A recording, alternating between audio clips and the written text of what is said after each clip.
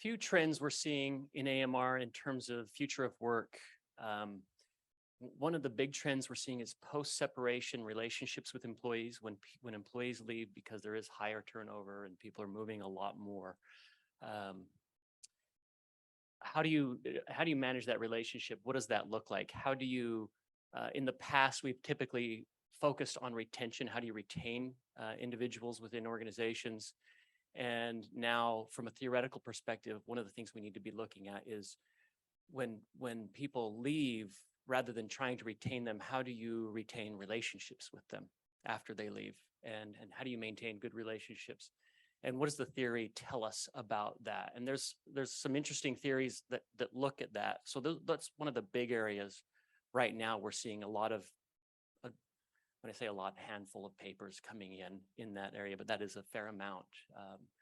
Another trend are ecosystems, workforce ecosystems. And we're seeing traditionally in strategy, that's been talked about a fair amount, but OB scholars now, OBHR,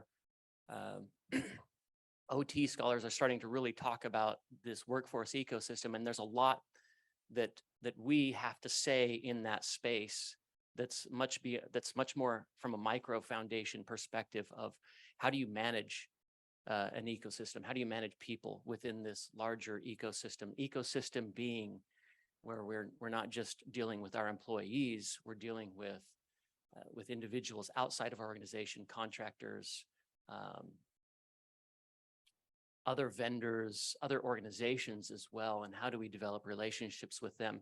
That's pushing the theory to think less about more transactional or hierarchical governance mechanisms, hierarchical design systems, to more emergent systems, more emergent type of theory where things are more relational based and based on goodwill and collaboration.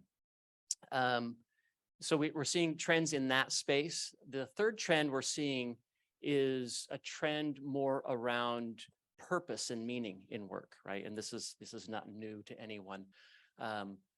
How do people find greater purpose within their organizations? How do organizations create communities where people will want to be? I mean, with so much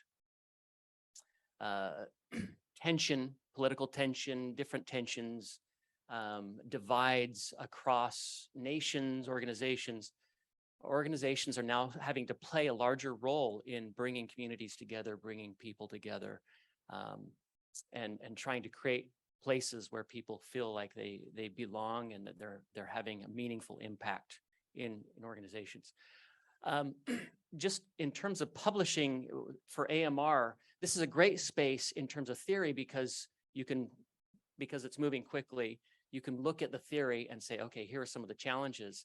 And going off of what Kevin might say, I suggest taking a more phenomenological approach and looking at what's happening in this space and then saying, what is theory telling us about what's happening in this space, and where are the gaps in that theory that's not been able to talk to this space any longer.